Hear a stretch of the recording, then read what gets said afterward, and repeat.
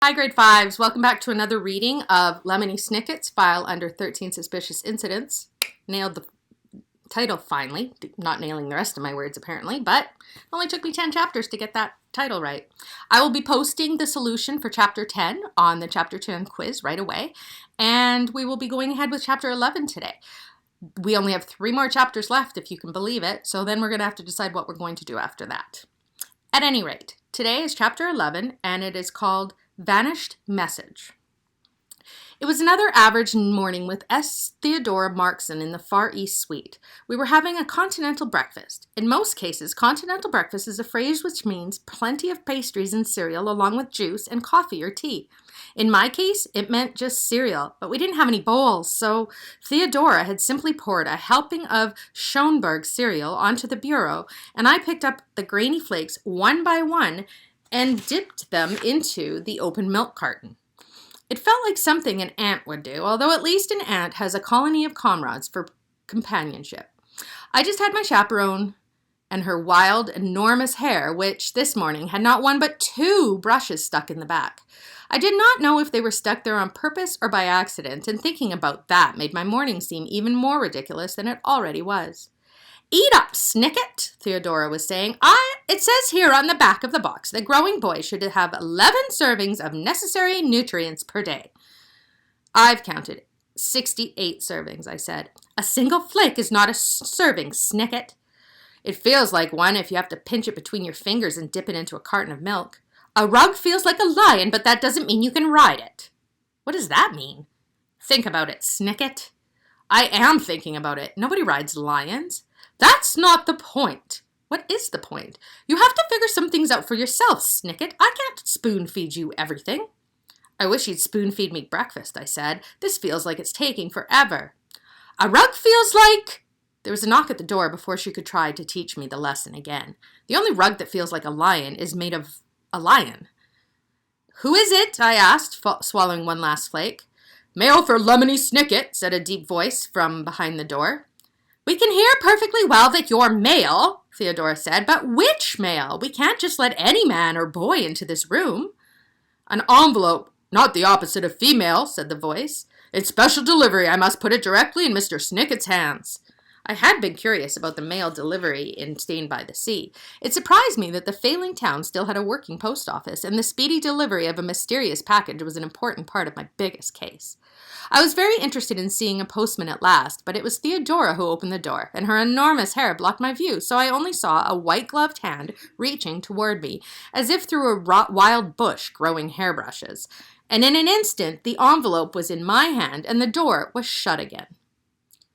"Let me see that," Theodora said. "It's addressed to me," I said, looking at the envelope. "I will read it in my morning bath." "As your chaperone," my chaperone said, "I have the right to inspect all of your correspondence. You should have paid more attention during your training at headquarters." I'm sure headquarters would be shocked to hear that chaperone plans on inspecting her apprentice while he's bathing, I said, and shut the door quickly. Threatening nudity is a powerful way to be left alone. And alone is the best way to do certain important tasks. Reading a mysterious letter certainly counted as important, I thought, sitting on the edge of the tub. The envelope had my name on it in the wavering letters of a failing typewriter, and below it were the name and address of the lost arms. There was no return address, but the postmark told me the letter came from the city. There were many people in the city, of course, but I hoped that this letter brought me some news of my sister, who was not only in the city, but in a heap of trouble besides. But the letter was about another matter entirely. "Dear Mr. Snicket, I have heard of your noble work and write to ask you a favor. I was recently in your town studying yamgras. One afternoon, I needed a break, so I took a walk to the Swinster Pharmacy and sat at the counter, enjoying a tangerine soda and writing postcards to various acquaintances in the city. Most of the messages I wrote were just friendly greetings, but on one postcard I wrote a very important message. My plan was to mail them at Staines Station before I caught the train home, but when I went to mail them, my important message was gone. I believe I left it at the soda counter, but the pharmacy hasn't answered the phone, although I called either 2 or 3 times. Mr. Snicket, I implore you to help by finding this postcard and mailing it to the recipient. Implore means beg, by the way. Because of the importance of the message, I ask you to look only at the picture side, which shows Blotto the octopus, a character from a comic strip that I understand used to run in the newspaper. It's very important. I mean this sincerely. Sincerely, Lois Dressing. I frowned at the letter and decided to skip my morning bath. I wondered if Theodora would notice.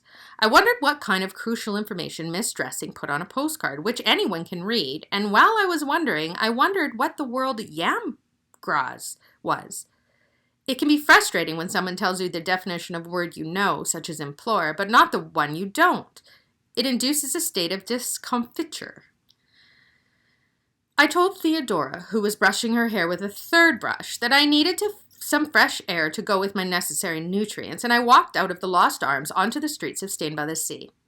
The Swinster Pharmacy, I knew, was a building with a mysterious reputation in a part of town known as Flounder Ponds. Perhaps there had once been ponds, and perhaps they'd been full of flounder, a fish shaped like it had been stepped on. Now the whole neighborhood looked stepped on, with only a few struggling businesses left open and a lot of empty houses. It was remarkable, I thought, how many neighborhoods were named after the things that used to be there before the neighborhood came along and changed the neighborhood. I found Swinster Pharmacy easily enough, even though I'd never been there before. It looked like all mysterious buildings look when you approach them. It's difficult to describe, but imagine a creature, heavy and enormous, sleeping in a great, loud breaths, with its eyes closed. The eyes are the windows of the mysterious building. Now imagine that you must not wake it up. My hands were a little nervous on the door handle, and when I walked inside, the door closed behind me with a faint hiss I didn't care for. The place was fly brown, a word which here means squalid. Fly blown, word which here means squalid. A word which here means I wanted to leave immediately.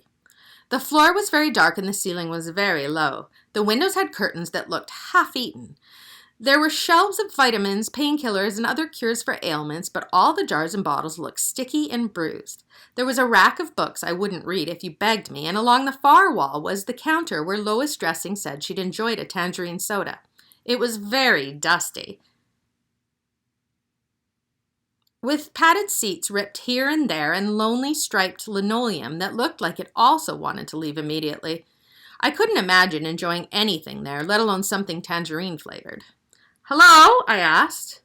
"Hello," a voice replied, so close I jumped. What I'd thought was some tubes of wrapping paper turned out to be the legs of an extremely tall man. He was as tall as 3 tall things stacked up on top of each other, with a white jacket with faint, tall stripes that made him look taller. His face was pale and old, and he either was wearing an unusual hat or his head fit neatly into one of the pharmacy's light fixtures. "Are you ill?" the man asked. "No," I said. "I'm Lemony Snicket. Are you Swinster?" "There is no Swinster," said the man. "I'm here to help a woman who was here recently." "Is she ill?" "Oh, I hope not," I said. "She has troubles enough. She was here recently and left behind an important postcard." "I found no postcard."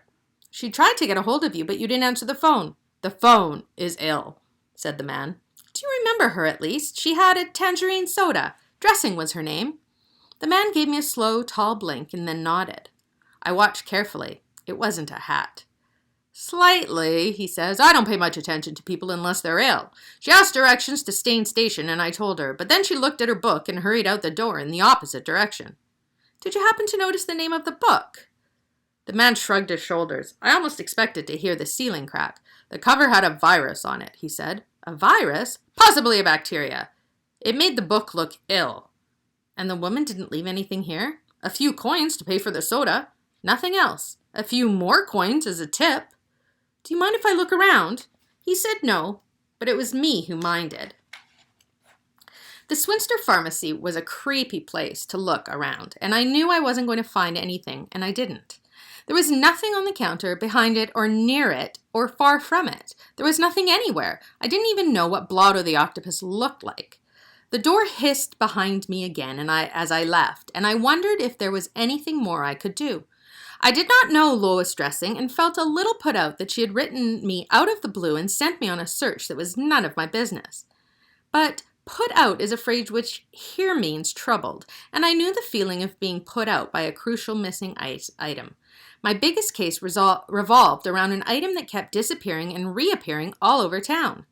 I decided to go to the train station, the only other place I knew Miss Dressing had been, and looked up at the street sign so I might figure out which way to go. Yamgrass Drive. I looked at it a minute. Sometimes when you encounter a new word, you begin to see it everywhere. A mystery is solved with a story, but there was something about Lois Dressing's story that I hadn't understood from the beginning. Yamgrass Drive took me in the direction of the library, the long way around, and that my 69 servings of necessary nutrients hadn't provided me with enough fuel to make the journey comfortably. I was tempted to stop at Hungry's for a sandwich. My associate, Jack Hicks, made good sandwiches. I decided they were so good, one could be a reward for a job well done, rather than a break from a job not yet completed. Dashiell Quirty, Stained by the Sea's only librarian, and a splendid one, was behind his desk. At first glance, I thought he was swatting moths, continuing a fierce battle between librarian and insect I had witnessed with every visit at the library. But when I looked closely, he was holding a book open and shaking it vigorously over his desk. It looked like he was encouraging the book to spit up something it was choking on. "Good morning, Quirty." "Good morning," Quirty replied. "Don't mind me. A certain reader in town always leaves things behind in the books she borrows. Last month I found 2 shed snakeskins in a doily that was quite finely made." I was barely listening. There were enough lost small objects in my life. I had been in the library long enough to know where the best dictionary was, and I told Quirty I needed it, and he told me to help myself, but in a moment I needed more help than myself could give. "Quirty, it's not here." "What's not here?" Quirty said, coming out from behind the desk. "A word I need to find. It's not in the dictionary." "Did you use the good one?" "Of course, Quirty," I said, reminding myself to ask him sometime where he kept mediocre dictionaries on the shelf. "What's the word?" "Yamgrass." Quirty smiled like I'd given him the right answer. "Put the dictionary away," he said. "That's a proper noun." "And what does it properly mean?" "The Yamgrass were the people who lived in this area first." "Before Stained by the Sea, you mean?" "Oh, yes, long before. The Yamgrass lived on the shoreline, near where the clustrous forest is now. They were shellfishing people, I believe, who ate the innards of the oyster and used the shells as tools and castanets." "What happened to them?" I asked. "We live here now," Quirty said, and he sounded a little sad about it. "Fishing boats arrived, and then the ink was discovered, and then the railway, which started transporting oysters to the city for fancy parties. Look here!" The librarian had led me to the local history section, with which I was also familiar. The books there had taken me back in time through Stained by the Sea's mysterious history, to the days of fierce battles and troubling myths, but I'd never gone as far back as the Yamgrass, who were now nothing more than a street sign in a town that was hardly much more than nothing at all.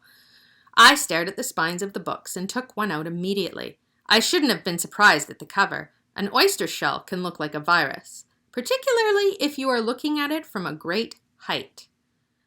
"Anything more I can get you?" Quirty asked me with a smile.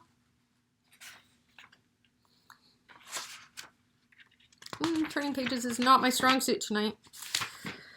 "No," I said, looking down at the spine. "This book should cough up what I'm looking for." So I wanted to show you the Yamgrass part. I don't know if it's important, but that's the street sign with Yamgrass on it. I don't know what it means. I don't know if it has any bearing on what he expects to find in the book. I don't know what he expects to find in the book. I don't know how he figured it out. I never know with Lemony. He's a clever, clever guy. So please make sure you take the time to answer the questions carefully. And remember, at the end, when I ask for your opinion, I'm looking for your opinion. Your opinion's going to get you a mark. Saying, "I don't know," not going to work. Thanks very much. We look forward to you next time.